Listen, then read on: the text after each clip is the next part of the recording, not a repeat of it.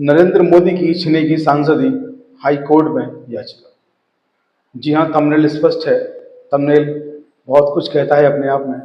मसला भी कुछ ऐसा ही है। एक हाई कोर्ट में एक याचिका दाखिल की गई है। इसमें नरेंद्र मोदी जो भारत के प्रधानमंत्री हैं, जो अपना तीसरा कार्यकाल शुरू कर चुके हैं, उनकी जो संसद की सदस्यता है, उनका जो चुनाव है वाराणसी लोकसभा सीट से वो लड़े थे, चुने गए थे, जीते थे। उस जो जीत थी उनकी उनकी जो सीट थी उसको चैलेंज किया गया हाई कोर्ट में।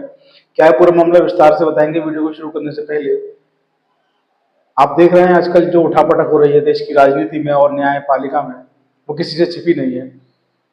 अभी सीजीआई साहब के घर जो है नरेंद्र मोदी पहुंचे, गणेश जी की पूजा का मसला था, लड्डू खाया, वहां से वापस आए और पूरे देश में, मैं कहूँगा कि विदेशों तक इस बात की हलचल हो गई कि सीजीआई के घर प्रधानमंत्री का जाना कितना उचित है, कितना अनुचित है। तमाम दिग्गज वकील जो है सुप्रीम कोर्ट के, उन्होंने अपने सोशल मीडिया पर, ट्विटर पर, जो कि एक्स के नाम से जाना जाता है, वहाँ पर बहुत कुछ लिखा। कहा कि उन्होंने अपना प्रोटोकॉल तोड़ा है, सीजीआई को ऐसा नहीं करना चाहिए था, एक प्रधानमंत्री को सीजीआई के घर नहीं जाना चाहिए था, और भी बहुत कुछ चला। आपने पिछले दिनों सब कुछ देखा होगा। ये सब कुछ चल रहा है। इसके बीच में आप लोग देखते हैं कि अरविंद केजरीवाल, दिल्ली के मुख्यमंत्री, उनकी जमानत हो चुकी है, जेल से बाहर आ चुके हैं। जेल से बाहर आके उन्होंने बड़ा धमाका किया। सबसे पहले उन्होंने वो काम किया जिसकी मांग लंबे समय से भाजपा यानी कि बीजेपी कर रही थी। जब वो जेल में थे तब तमाम भाजपा के बड़े नेता आए दिन जो है तमाम मंचों से, अखबारों से, समाचार पत्रों के माध्यम से, टीवी चैनल्स के माध्यम से कहते थे कि सीएम केजरीवाल जो है इस्तीफा क्यों नहीं देते हैं, जेल के अंदर से बहुत सारी दिक्कतें, सरकार नहीं चल पा रही है और दिल्ली के लोगों को बहुत सारी समस्याओं का सामना करना पड़ रहा है, तो इस्तीफा क्यों नहीं दे रहे हैं। अरविंद केजरीवाल ने आके सबको चौंका दिया, अपने पद से इस्तीफा दे दिया, दिल्ली का नया सीएम भी फाइनल हो गया। तो ये सब कुछ जब राजनीतिक उठापटक चल रही है सबके बीच में, जो पिछले दिनों जो खबर सुर्खियां बनी, वो मैं आप लोगों को शेयर करने जा रहा हूँ कि जब सब कुछ ये चल रहा था, उस सब कुछ के बीच में अचानक से खबर आती है हाईकोर्ट इलाहाबाद, यानी कि जो हाईकोर्ट प्रयागराज है उत्तर प्रदेश का, वहाँ पर एक याचिका दाखिल होती है। और याचिका जैसे ही दाखिल होती है पूरे देश में आनंद फानंद में वो सुर्खियां बन जाती है, क्योंकि मामला ये कुछ ऐसा है। मध्य प्रदेश के सीवान जिले के रहने वाले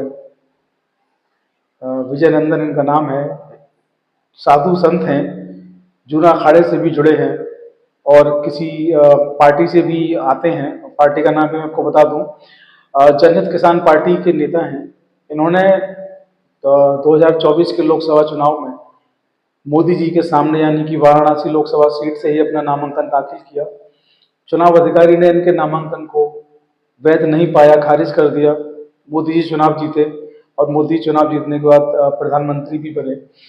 इन्होंने हाईकोर्ट में, विजय नंदन ने जो एमपी से आते हैं, याचिका दाखिल की और उस याचिका में कहा कि चुनाव अधिकारी ने गलत तरीके से अपने पद का दुरुपयोग किया और मेरी जो नामांकन पत्र था मेरा, उसको खारिज किया। मेरा नामांकन पत्र बिल्कुल सही था, वैध था, कहीं से भी अवैध नहीं था, लेकिन फिर भी जानबूझकर खारिज किया गया क्योंकि मामला देश के प्रधानमंत्री से जुड़ा था, नरेंद्र मोदी जी के ऊंचे रसूख के कारण। याचिका में लिखा गया है और तमाम समाचार पत्रों में इस बात का जिक्र है, तमाम न्यूज़ पोर्टल्स पे इस बात का जिक्र है जो मैं बता रहा हूँ आपको।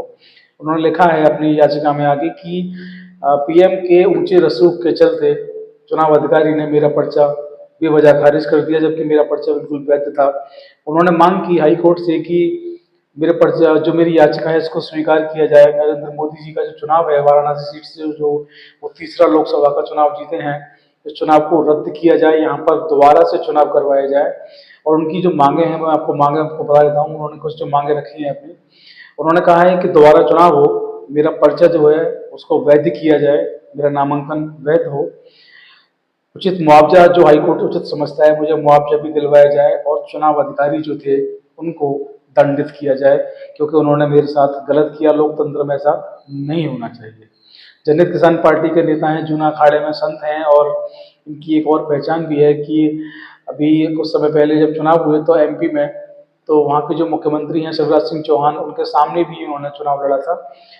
पहले भी एक चुनाव ये लड़ चुके हैं शिवराज सिंह चौहान के सामने, और दूसरा चुनाव का इन्होंने जब नॉमिनेशन किया तो चुनाव अधिकारी ने इनका नॉमिनेशन ही रद्द कर दिया। चूंकि संत समाज से आते हैं इसलिए आक्रोश इन्होंने व्यक्त जो किया वो हाईकोर्ट में याचिका के माध्यम से व्यक्त किया, और हाईकोर्ट में याचिका जो है वो दाखिल हो चुकी है।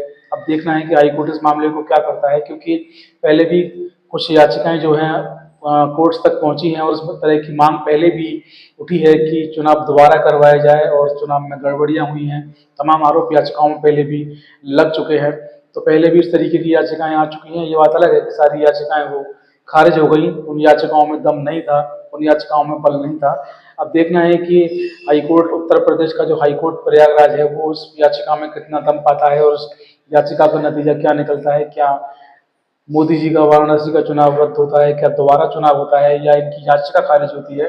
जो कुछ भी है भविष्य के गर्त में है। जो भी कुछ होगा उससे आपको अपडेट कराएंगे। आप लोग बने रहें, और जो लोग पहली बार चैनल पर आए हैं वो हमारा जो सब्सक्राइब का जो बटन है उसको ज़रूर दबाएं। बाकी वीडियो को शेयर करते रहें। जय हिंद, जय भारत, नमस्कार।